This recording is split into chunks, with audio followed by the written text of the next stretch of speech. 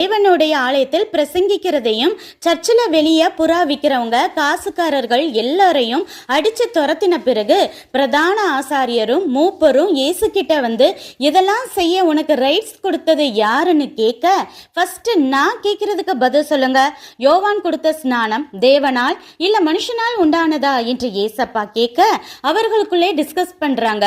தேவனால் உண்டானதுன்னு சொன்னா அப்புறம் ஏன் யோவானை விசுவாசிக்கலன்னு கேட்பார்.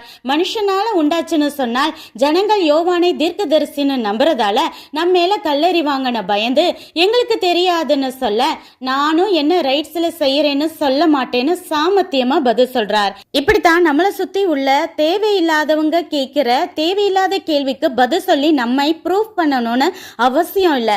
அவங்க யாரும் சர்டிபிகேட் கொடுத்து நாம் பரலோகம் போக போறதும் இல்லை.